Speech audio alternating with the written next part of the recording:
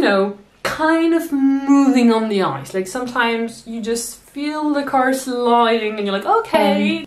She is looking sick. Like she looks sick, she sounds sick. Second day in Death Valley is where things go wrong.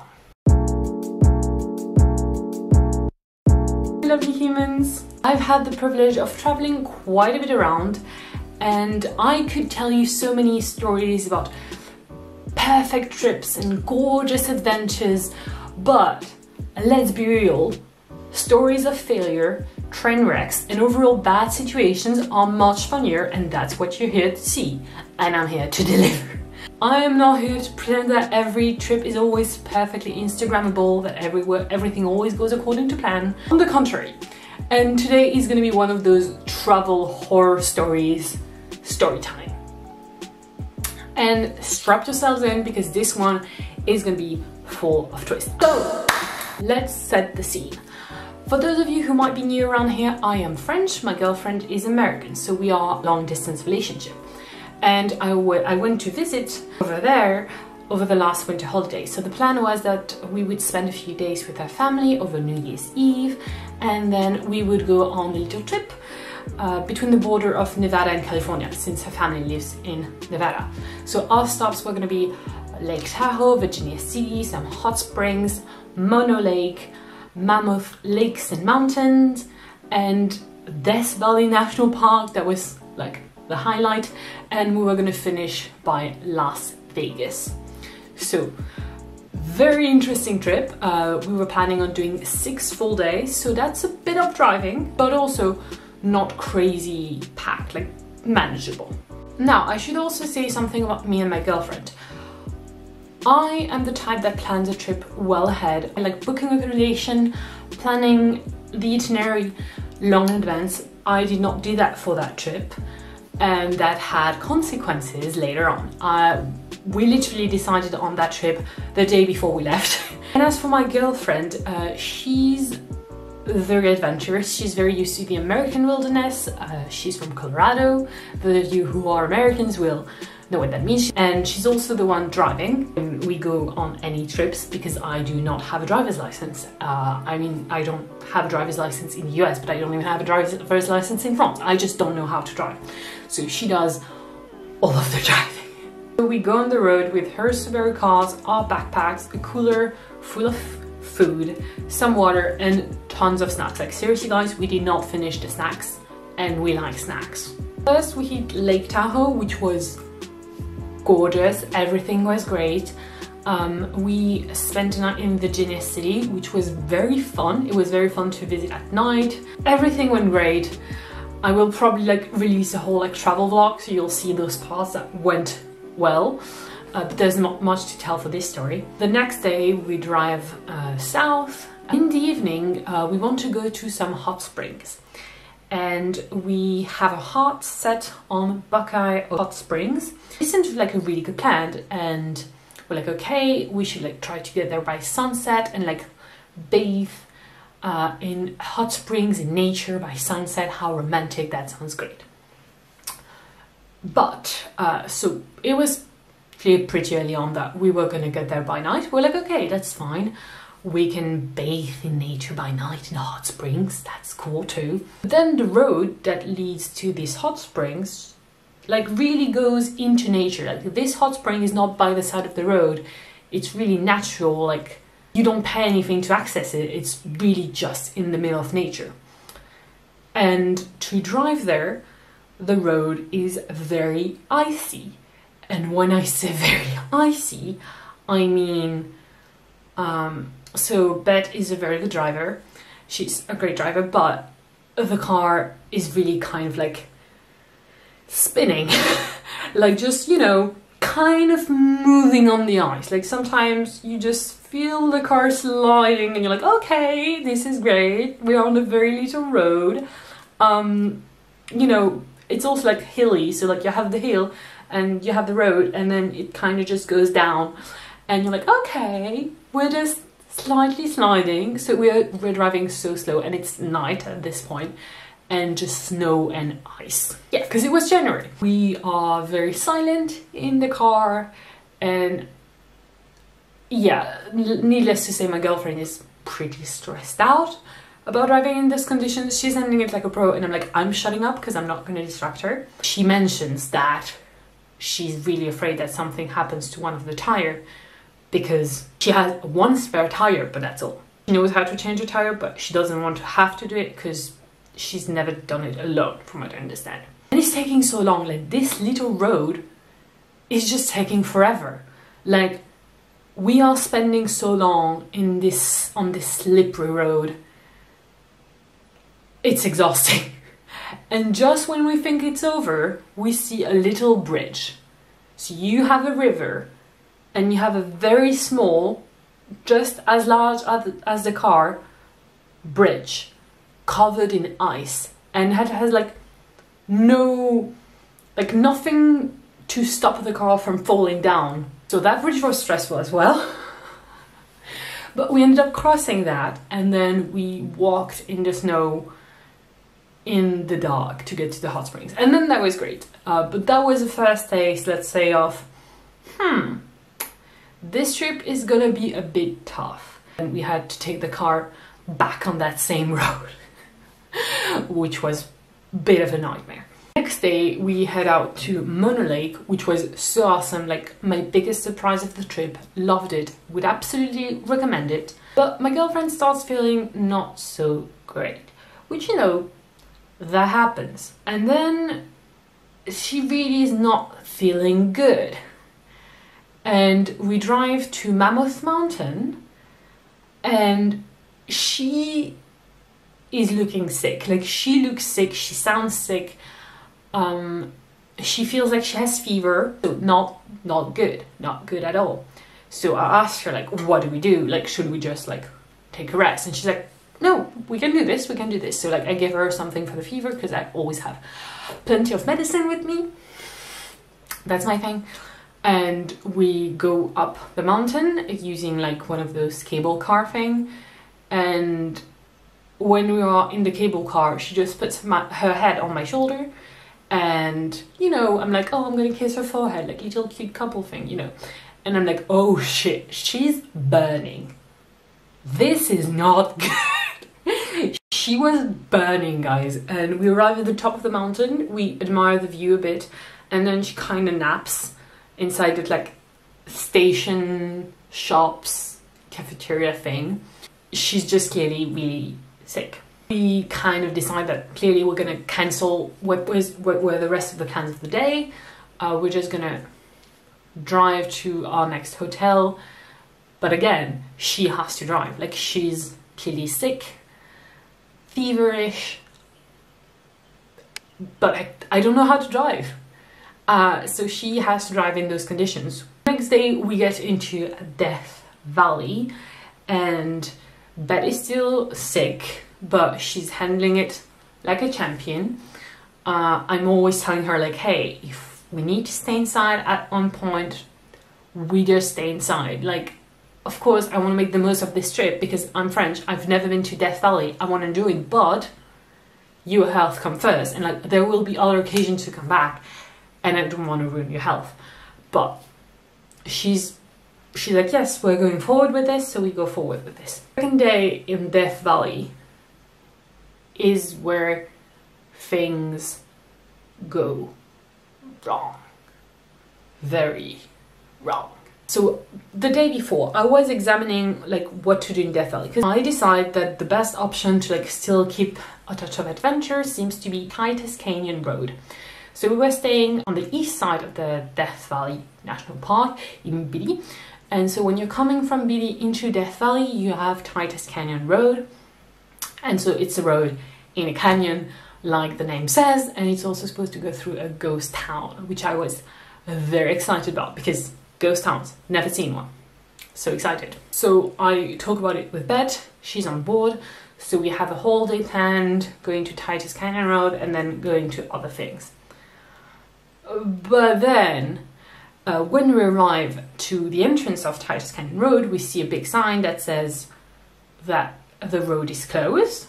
but also the door is open. Usually when you have parks of national parks or whatever that are closed, you have a sign that says it's closed, and also the doors are physically closed. Here the doors are open.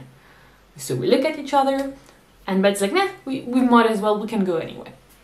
So we go in, and I tell her, like, what if they close the road because like there was a scrambling of stones somewhere, like what if we're stuck on that road. Also, it's a one-way road, so if there is an issue we'll have trouble getting back.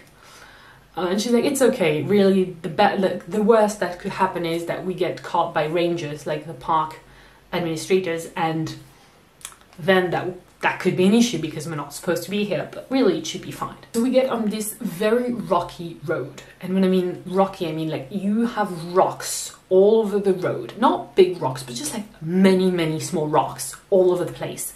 And so it's a one-way road, pretty narrow, going up and down and twists and everything. The landscape is gorgeous. The landscape is absolutely terrific, like surreal. We were listening to Led Zeppelin for most of this trip, and like it was perfect for that like out of world type of feeling. We just drive for a while. We stop for pics here and there. I'd like to mention that at this point she's also still very sick, but driving great.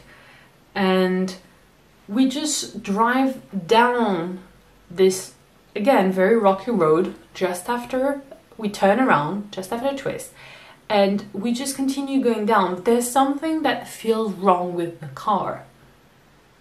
And suddenly Bed stops, looks out, and I'm like, what happened? What's happening? And she tells me in this very flat voice, we have a flat tire. And I'm like, okay, what does that mean? And she answered, it means I want to have a mental breakdown.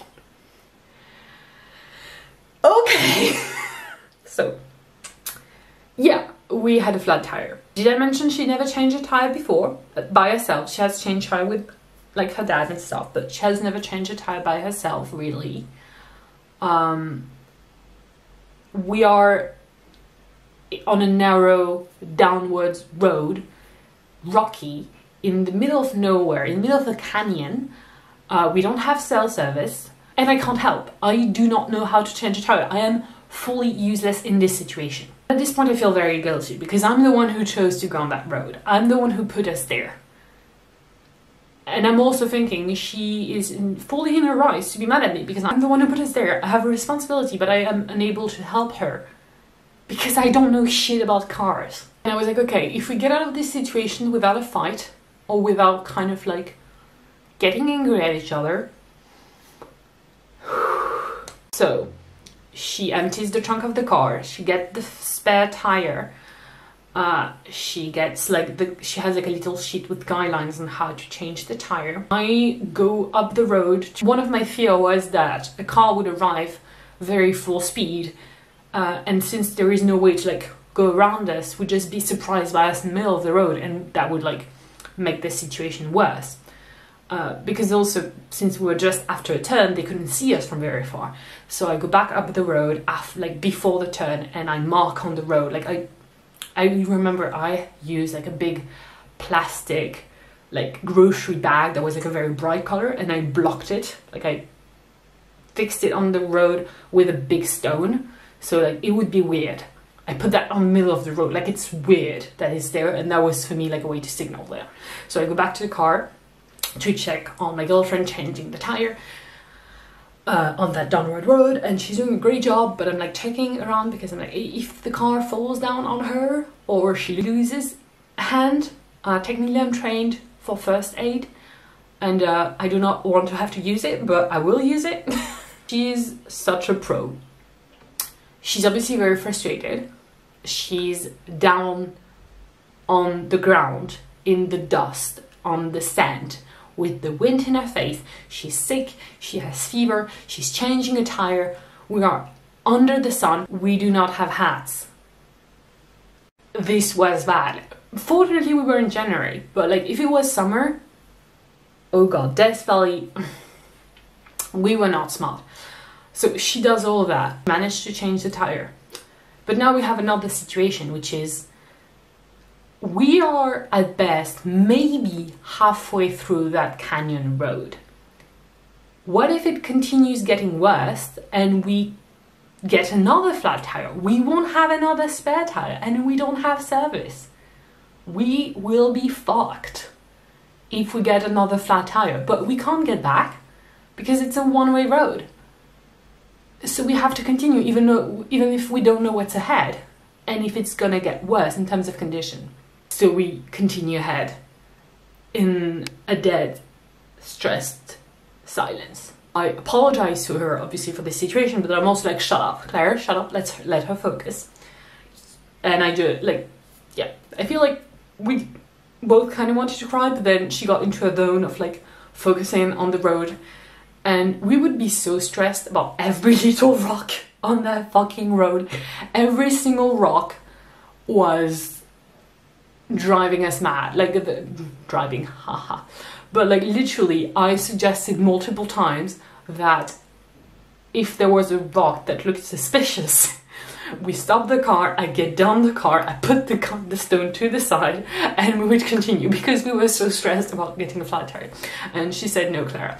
But I did suggest that. And we arrived to the ghost town, which was like very small. No, yeah. And I just didn't feel up for taking pictures at that point. I was just like so stressed. And she stops and she's like, okay, we're at the ghost town. Go take your pictures. And I tell her, well, I don't really feel like taking pictures anymore. And she's like, well, at least one of us should enjoy this. So I go out and take pictures and I'm like, I know, I'm sorry. I know, I'm so sorry. That was very legitimate frustration, to be fair. Like, the thing is, it's gorgeous, but we're just not enjoying it. Finally, we get out of the canyon. We stop the car on the parking lot. We get out of the car, we open the trunk and we have like a snack sitting on the back of the car. And it's like, oh fuck. What the hell was that? Because now we don't have another spare tire and we are exhausted. And so the plan is, my girlfriend does not feel like driving in Death Valley with no spare tire, which is very understandable given what just happened. And also, we're over it. We are just over this. This is a bad day. We are done. So we just headed home. And the next day, to give a conclusion to this story, again, I'm useless at shopping for tires. So she dropped me off at a Starbucks while she went to deal with the whole tire situation. She managed to find a used tire and that was good. And I think I'm gonna stop there for this story. There is one more story from this trip that I would like to tell, and it's how we got scammed in Las Vegas. But this video is already quite long, so I am gonna stop there maybe. So the moral of the story is, sometimes the universe sends you strong signal, and also when someone you're traveling with, whether it's your partner or a friend, is sick, maybe insist more that they rest, because I mean, it wasn't like all the car problems we had weren't linked to the fact that she was sick, but it made the whole situation way worse for her than it was for me. Another lesson is that even if I don't drive, I should learn some stuff about car and how to fix them, because if I'm driving with someone that I care about, I need to be able to help. So yeah, stay tuned if you want to hear about how we got scammed in Las Vegas, and thank you for watching until the end. If you found this story funny, interesting, if you have remarks, if you want to roast us, or if you want to just be nice and send your thoughts and prayers, just don't hesitate leaving a comment. I always like chatting with you guys. And don't hesitate to follow me on Instagram if you want to see some of those photographs, pictures of Death Valley. And yeah, thank you for watching until the end of this video. See you soon. You did it. I want to burp in your face, but I'm not going to. You know, at this point you have every right. You have all the rights in the world. You're my hero, you made it home. You brought us home. Whoa. Listen to that echo. Yeah. Ooh, freaky. Woo!